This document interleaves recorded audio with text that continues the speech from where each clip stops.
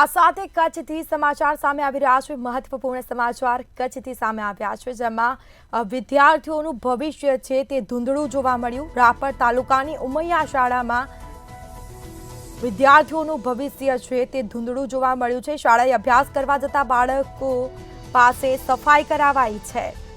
રાપરની ઉમૈયા સરકારી માધ્યમિક શાળા વિવાદમાં આવી। અમે સફાઈ કામદાર નથી, દેશનું ભવિષ્ય છીએ, વિદ્યાર્થીઓએ જણાવ્યું। શાળાના વિદ્યાર્થીઓ પાસે કામ કરાવતો હોવાનો આ વિડીયો સામે આવ્યો છે। બાળકોને હાથમાં પેન પેન્સિલના બદલે સાફ સફાઈના સાધનો જોવા મળ્યા હતા। કચ્છમાં દિવસે ને દિવસે શિક્ષણ વ્યવસ્થાની કથળતી હાલત જોવા મળી છે। અધિકારીઓ ચેમ્બરમાં બેસીને સંકલનની બેઠક કરી રહ્યા છે। તો આ સીધા દ્રશ્યો સામે આવ્યા છે। બાળકોના માતા પિતા શાળામાં શિક્ષણ માટે મોકલતા હોય છે, પરંતુ શાળાના જે શિક્ષકો છે તે બાળકો સાથે સાફ સફાઈ કરાવે છે અને તેનો આ વિડીયો સામે આવ્યો છે। કચ્છના રાપર તાલુકાની ઉમૈયા શાળામાં વિદ્યાર્થીઓનું ભવિષ્ય ધૂંધળું જોવા મળ્યું છે।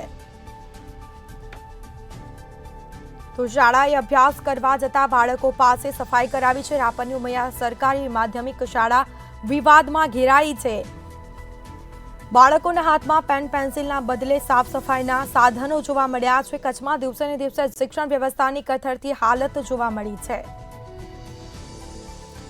તો વધુ વિગતો સાથે સંવાદદાતા મહેન્દ્ર ફોન લાઈન પર જોડાયા છે। જી, કચ્છની રાપર તાલુકાની ઉમૈયા શાળામાં વિદ્યાર્થીઓને સાફ સફાઈ કરાવતો વિડીયો સામે આવ્યો છે, શું છે ઘટના? જી ચોક્કસ આપને જણાવી દઉં કે રાપર તાલુકાના ઉમિયા ગામની જે માધ્યમિક સરકારી શાળા છે, જેમાં વિદ્યાર્થીઓને સાફ સફાઈ સહિતના જે કામ કરાવતા હોવાનો વિડીયો છે તે સોશિયલ મીડિયામાં વાયરલ થયો છે। જે રીતના વાત કરવામાં આવે તો શાળાએ અભ્યાસ કરવા જતા બાળકો પાસે સફાઈનું કામ કરાવવામાં આવતું હતું અને શાળાના બાળકોને કહી શકાય કે હાથમાં પેન અને પેન્સિલના બદલે સાફ સફાઈના સાધનો થપાવી દીધા અને કામ કરવાનું જાણે ફરમાન કર્યું હોય તેવી રીતના વિદ્યાર્થીઓ કામ કરી રહ્યા છે।